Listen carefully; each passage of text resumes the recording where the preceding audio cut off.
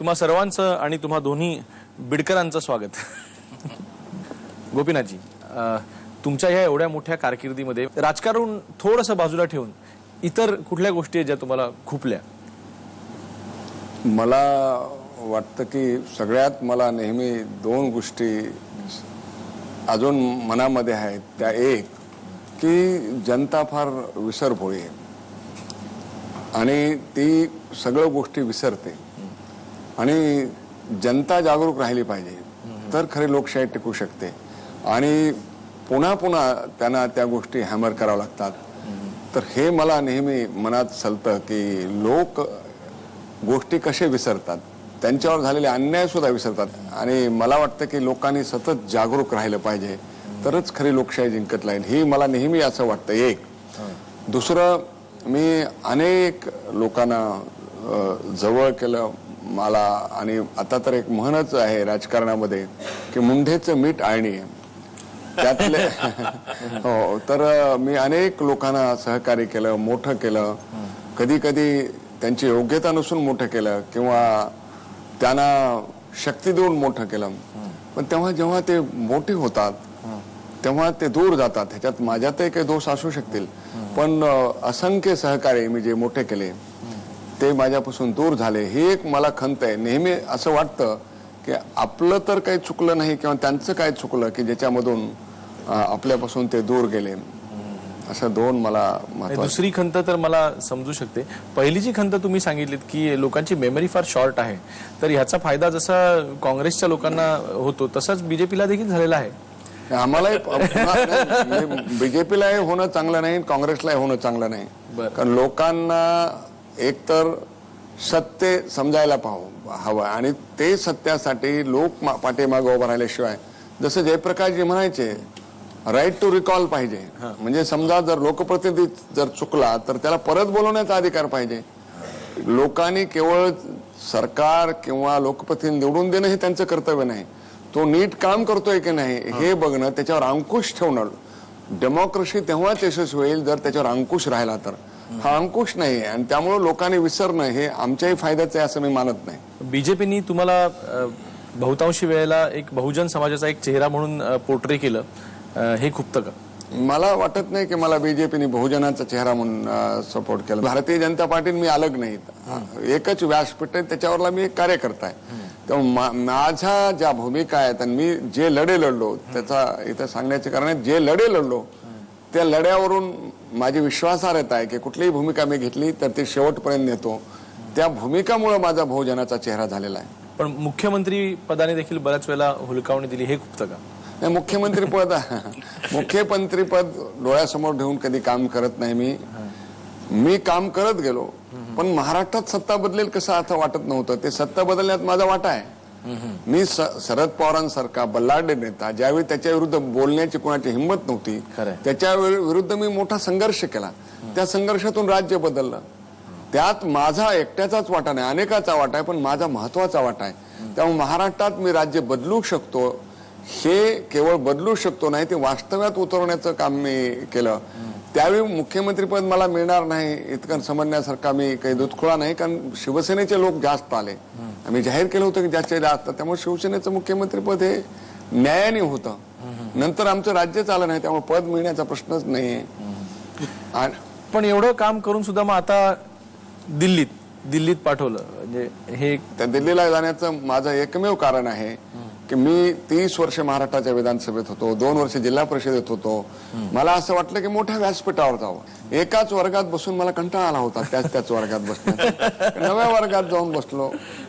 पण म्हणजे एकंदरीत दिल्लीत करमतं का आता तिथे? नाही, दिल्लीत करमतं थोडं, नाही करमत थोडं, कारण दिल्लीत बसलं तरी मन महाराष्ट्रात असतं।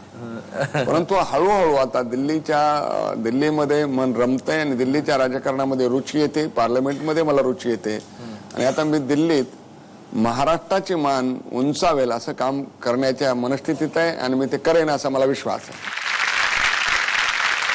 कामनजी, तुम्ही व्यावसायिक नाटक का सोडलं? काय खुपलं नक्की? नाही, मी व्यावसायिक नाटक काही सोडलेलं नाहीये। मी कदाचित मला असं वाटतं की मुंबई विद्यापीठाच्या अकॅडमी ऑफ थिएटर आर्ट्सची जबाबदारी घेतल्यामुळं आणि ती फार मनाला लावून घेतल्यामुळं कारण माझाही स्वभाव असा आहे की जे करायचं ते परफेक्ट करायचं, नाही तर त्या भानगडीत पडायचं नाही. म्हणून व्यावसायिक नाटक मी सोडलं म्हणण्यापेक्षा मला परत जायला उसंत मिळत नाही, हा माझा प्रश्न आहे, हा माझा प्रॉब्लेम आहे. तुमच्या कारकिर्दीतलं एखादं तुमचं खुपणं? मला भरपूर गोष्टी खूपत आहेत. म्हणजे मला एकूणच मला असं वाटतं की जेव्हा मी 11th 5 year प्लॅनचा मेंबर होतो, परफॉर्मिंग आर्ट्स साठी रिप्रेझेंट करत होतो, आणि तेव्हा ज्याला आपण 5 वर्षाची 3000 वर्षाची सांस्कृतिक आपली काय म्हणे आपली संस्कृतीची परंपरा आहे असं म्हणताना जेव्हा त्या बजेटचा मला अंदाज आला तेव्हा मला पहिल्यांदा धक्का बसला की ज्या संस्कृतीचं आपण सगळेच राजकीय नेत्यापासून ते आपण कलावंतापर्यंत we are great in the world असं म्हणत असतो, त्याचं बजेट 0.0021 असं आहे एकूण बजेटच्या अंदाजामध्ये. त्यामुळे मला असं वाटलं की हे भयानक विचित्र आहे, याच्यामधनं संस्कृती उभी कशी राहणार. किमान 1% तरी बजेट संस्कृतीला असलं पाहिजे, हा एक मुद्दा आहे. दुसरं मला खपणारी गोष्ट जी आहे ती की मराठी नाटक, मराठी साहित्य, मराठी कला ह्या आज आम्ही असं म्हणतो की मराठी माणसाची ओळख मराठी नाटक आहे. पण हे म्हणत असताना सुद्धा राष्ट्रीय स्तरावर जी मराठीची पिछेहाट होते आहे, राष्ट्रीय स्तरावर मराठी नाटकाला, मराठी कलावंतांना जो मान सन्मान मिळायला हवा त्याच्यापासून वंचित ठेवलं जातंय, आणि याच्याबद्दल आम्ही सगळे निद्रिस्त आहोत, याच मला फार वाईट वाटतं. दुसरं असं वाटतं की येणाऱ्या प्रत्येक कलावंताला ताबडतोब एका रात्री स्टार व्हायचं असतं म्हणून टेलिव्हिजन मध्ये जातो, सिनेमात जातो, नाटकातनं ती धडपड करत असतो. परंतु एक ठहराव जो हवा आहे व्यक्तिमत्व बनण्यासाठी, तो ठहराव कलावंतामध्ये नसल्यामुळं काय होतं की अत्यंत गुणी असलेला माणूस टेलिव्हिजन मध्ये येतो, तो पॉप्युलर होतोच वर्ष 2 वर्ष, आणि त्यानंतर तो कुठे फेकला जातो हे कळतही नाही. बरोबर. आणि म्हणून ती व्यक्तिमत्व अत्यंत दर्जेदार कलावंत होण्यासाठीची जी एक सगळी क्षमता असलेली माणसं मला असं वाटतं की या कालचक्रामध्ये दूर फेकली जात आहेत. आणि हे एकूण मराठी संस्कृतीच्या दृष्टीनं, मराठी भाषेच्या दृष्टीनं हे खूप घातक आहे असं मला वाटतं. मराठीचं आजकाल जे राजकारण केलं जातंय मुंडे साहेब, ते तुम्हाला पटतं का? मला भाषेचं राजकारण करणं पटत नाही, कारण आपल्या राजकीय हेतूसाठी भाषेचं राजकारण करता कामा नये. आधीच तर या देशाचे 3 तुकडे झाले, बांगलादेश, पाकिस्तान, भारत. आता भाषेच्या आधारावर देशात टोकाचे संघर्ष करता कामा नये.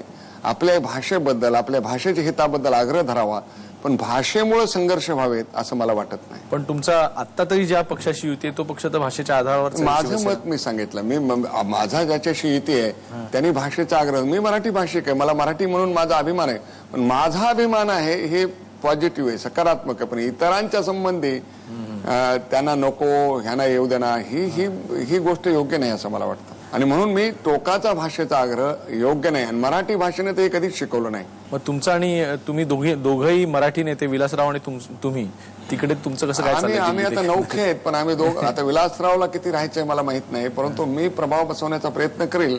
1-2 वर्षांनी ह्याचं मूल्यमापन आपण करू, परंतु विलासराव परत येऊ इच्छितात असं मला सारखं वाटतं. तुम्हाला नाही यायचं परत? मला नाही यायचं. वामनजी, तुम्ही आजवर खूप शेकडो शिबिरं घेतलीत, नाट्य शिबिरं, पण आज कोणी उठतो आणि शिबिर घेतो, तुम्हाला काय वाटतं याबद्दल? मुळामध्ये आपण शिकलं पाहिजे हा स्वभाव थोडासा रुजवायला खूप त्रास इथं होतो. आणि दुर्दैवानं असं होतं की कुणाकडे जाऊन शिकलं पाहिजे. करेक्ट. ज्यांनी कोणी प्रशिक्षण घेतलेलं आहे, आणि केवळ प्रशिक्षणच घेतलं नाही, ज्यांनी कोणी स्वतःला सिद्ध केलेलं आहे. मग ते नाटक लिखाणामध्ये असेल, दिग्दर्शनामध्ये असेल, अभिनयामध्ये असेल, तंत्रज्ञानामध्ये असेल, अशा माणसाकडे ज्याला जेन्युन लर्निंग असं म्हणतो, अशा ठिकाणी ती व्हायला हवी.